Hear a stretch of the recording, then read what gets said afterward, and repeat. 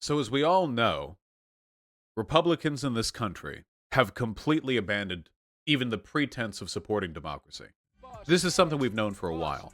The repeated attempts to undermine systems that allow people to vote fairly, the destruction of polling places, the gerrymandering, I mean, the whole big lie. If you actually go to the Wikipedia page for the big lie, that's, by the way, a term that's usually used in relation to Adolf Hitler. You'll find a segment on, well, actually, here, I'll just look it up for you.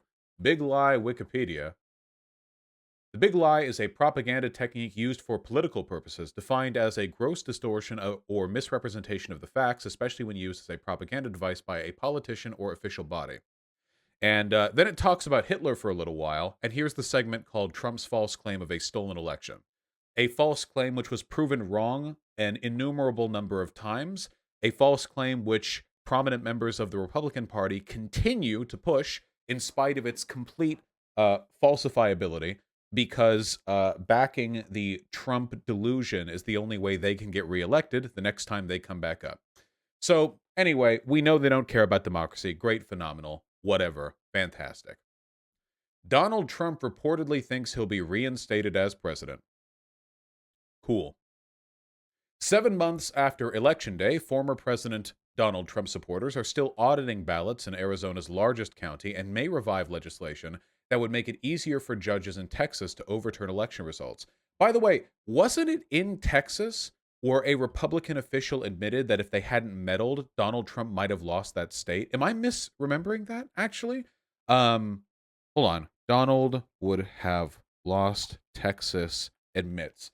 I'm almost certain I remember seeing, yeah, Texas Attorney General says Trump would have lost Texas if it hadn't blocked mail-in ballot applications being sent out. We could have had a blue Texas. They had to cheat to lose, folks. We would have won even harder. Like this. As by the way, to be perfectly clear, as far as I'm concerned, if you admit this, I don't understand why people like this are allowed to keep their jobs. I don't know why people like this are allowed to walk around outside of a jail cell. If you admit that you're functionally cheating in an election, that you're bending and breaking the rules, you don't even win after all that, but you're bending and breaking the rules to try to push for a win. I don't know. We need to be way, way, way legally harder on people who are complicit in the destruction of our electoral processes. Speaking of, well, anyway. For his part, Trump continues to push Republicans to embrace his election lies. He's criticized his former Vice President, Mike Pence, for fulfilling his constitutional duty to preside over the congressional certification of Biden's victory. And Trump has gone a step further recently by giving credence to a bizarre conspiracy theory that he could somehow be reinstated into the presidency in August, according to the longtime Trump ally who spoke on condition of anonymity to discuss private conversations. There's no constitutional or legal mechanism for Trump to return to the presidency absent winning another election in 2024. Keep in mind, there's no such thing as being reinstated as a president. What does that even mean? What legal mechanism does reinstating a president mean? It means nothing. It means absolutely nothing. But this is something that Trump is pushing for, and it's basically an attempt to appeal to the QAnon crowd. Do you remember all the QAnon coping after Biden's inauguration? All the forums were like, any day now, the Trump shadow government will use a military coup to overtake the false President Biden. They're still doing that, by the way. And like doomsday prophesizers, the date of the doomsday, the date of Trump's reappointment, keeps getting pushed back month after month after month after month after month. At first, it was, we have the election, November 6th, and they say, oh, okay, any day now, the real truth about the ballots are going to come in and Trump's overwhelming victory will be announced. And then a couple days later, it was, okay, so Biden cheated, sure. But Donald Trump will be coming back any day now with this overwhelming proof and all the people will back him and so on and so forth. And then a month after that, it was, okay, well, he must be planning something behind the scenes. And then it goes on and on and on and on and on and on and on. Always a month back, always 2 months back. Now, the cynical might say this is just an attempt for Donald Trump to continue keeping fundraisers high. And if anyone has seen the emails, the fundraising emails that get sent out from his, affiliate organizations, how desperate they are. If you don't donate to them, they'll send you emails like, I regret to inform you that your refusal to donate to us has deeply disappointed Donald Trump personally. We will have no choice but to add you to the anti-American communist list. If you do not immediately, you must hate America, etc., etc. That's actually, by the way, the language these emails use, and they're being sent off to like 82-year-old pensioners, These people are very impressionable. Is that true? Yes, 100%. It's pretty crazy, actually, how what would you call punitive, condemnatory? It's all very parasocial, let me see if I can find an image from sometime in the past. Let's see. Sometime in the past month. We want it after the election, okay?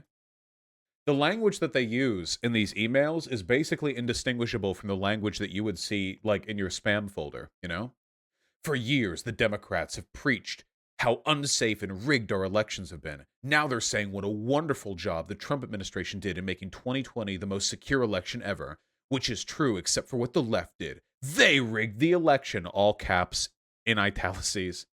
I promise you, we are fighting to ensure every single legal ballot is counted. Like that type of stuff, I don't think this is actually after the election. I wish I could find one of the, like, disappointment ones. You know what I mean? It's like, it's really, really wild, like, how angry they get. You know what I mean? Trump, wait, how did I say, Trump fundraiser email, angry? Can I give, like, an adjective and they'll... Okay, this isn't quite what I was looking for, but I feel like this sells the tone a little bit. Friend, the silent fake news media is truly the enemy of the people. They are ignoring the radical left Antifa scum assaulting Trump supporters, who are proudly and peacefully showing support for their favorite president. However, this doesn't come as any surprise. This is what Biden's America would look like. Okay, so this is also before the election. Well, this is the tone that's being used. It does look like something from a person's spam folder. These are also being sent out from some of the most powerful political figures in the country. So this is... Oh, here we go. Last one. Friend, this is your final notice. So far, you've ignored all our emails asking you to join us in defending the election. You've ignored Team Trump, Eric, Laura, Don, the vice president. You can tell because they say the vice president. This is definitely before January 6th. And you've even ignored the president of the United States. Tens of thousands of patriots have stepped up for the very first time in the last 48 hours. Why haven't you? It's easy to make fun of this, but this is actually, like, deeply abusive to send this to the types of people who watch Fox News, okay?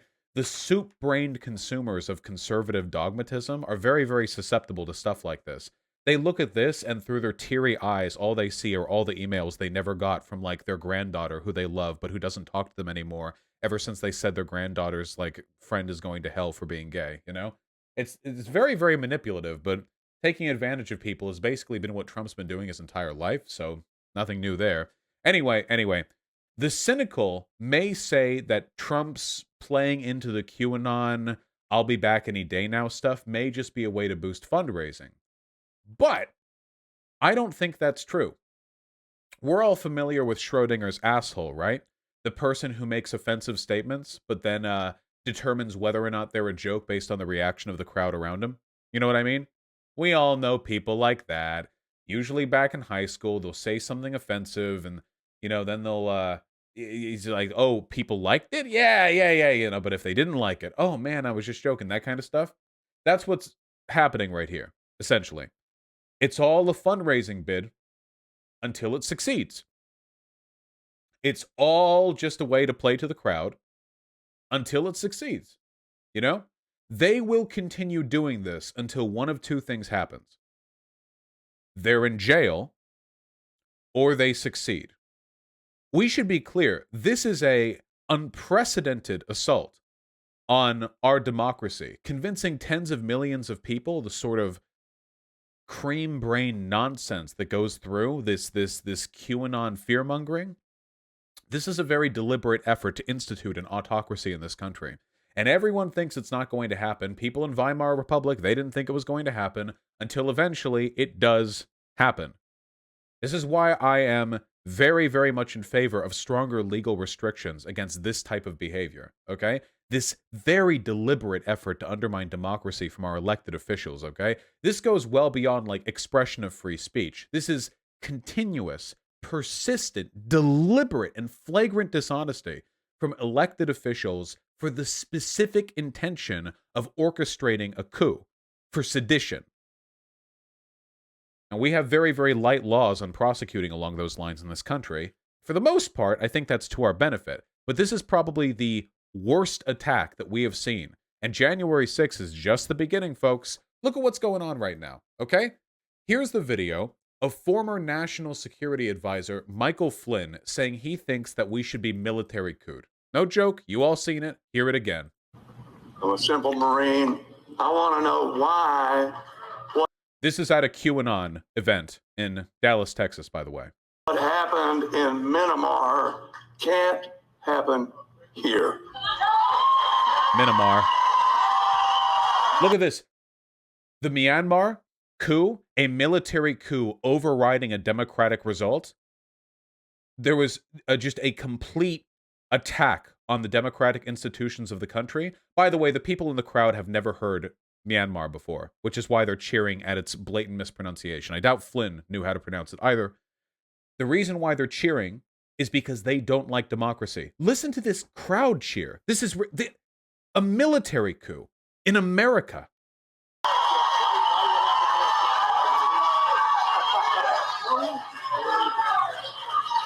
You know, no reason. I mean, it should happen. No reason. But they love it. One they love it.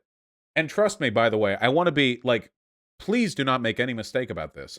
The people cheering at these QAnon rallies today are going to be the people smirking over their coffee tomorrow as they read the newspaper about 10,000 more homosexuals being led to work camps along the like northern border. Okay? Please keep that in mind. This has happened in countries before. There is nothing new about this process. This is not untreaded ground. We've seen it happen elsewhere. All the people cheering there now, these are not just some people, they try to play this off, you know, oh, they're just economically anxious. No, they're not. They want you dead. They want you dead. They do. They want you dead. They would need the slightest convincing, just the slightest, for another Holocaust. I'm being completely serious when I say that. Maybe you think I'm being hyperbolic. I'm not. If Donald Trump came out and said that transgender people, their existence is a threat to American family values, they would take them zero budging to just be like, yeah, send the trains up to camps. Yeah, absolutely. 100%. I'm okay with my tax dollars being used to build death camps. Open the border. Yeah, 100%. Like that. They would need nothing, okay? They would be happy about it, too. They'd be cheering. Yeah, Trump, finally, someone who speaks truth to power. The trans lobby was controlling everything. But then Trump came into power in the military coup, and now he's doing all this. Now, the military isn't going to side with Trump. I don't think he's going to be successful in his effort to, like, wield the military against our democracy. I don't think our institutions are that weak. But that's the thing about democracy, folks. People vote in who they vote in. And Marjorie Taylor Greene is the future of the Republican Party. All right? You get more Republicans in, more Republicans like Marjorie Taylor Greene, open advocates for fascism, and they push back against democratic laws. The Democrats are too weak to meaningfully fight against them. They grow more and more powerful in the Senate and Congress. Sometimes they cheat a little bit. Democrats don't push back hard enough. Eventually, they got a majority, and then you don't need a military coup anymore. At that point, it's too late. So we need to step up now. We need to stop pretending that just because Trump is out of office, he's any less dangerous, or the movement he's inspired at the very least, is any less dangerous than it was then. This is a festering problem that will not go away unless we're willing to take strong steps to prevent it. And at this point, all the naysayers come in. They say, you're anti-democratic. You're suggesting that politicians should be locked up for lying in an effort to institute a fascist coup. To which I say, and I've always said this, There is nothing more pro-democracy than arresting people trying to destroy your democracy. Nothing more pro-democracy than that, actually. Democracies have to be self-sustaining. A democracy means absolutely nothing if you allow people who want to destroy that democracy to destroy that democracy. That's how you maintain the democracy, okay? A lot of people are under this false impression that this battle between Democrats and Republicans is some kind of ideological battle between equal but opposing forces, which isn't true. I'd like to think of it slightly differently, okay? Imagine that Democrats are the only people with valid political opinions who have, seats in Congress and what have you. And the fascists, the Republicans, are orcs, okay? Now, say what you will about orcs. I play one in World of Warcraft Shadowlands. I have a fun time with it, not Draenei, sorry. Resto Shaman, great stuff. However, say what you will, if the orcs' political platform was Zug Zug, me going to break country, me light America on fire, I would be perfectly okay with instituting some kind of legal barriers to prevent them from being the from being the orchestrators of that plan. Okay? Is WoW any good right now? Yeah. Yeah, it is, by the way. Orcs in WoW, not like that, okay? Just want to say. Anyway, you all understand what I'm getting at here, right? There are a lot of people who think like they're afraid is what they are. They're afraid to take the steps necessary to keep this country livable.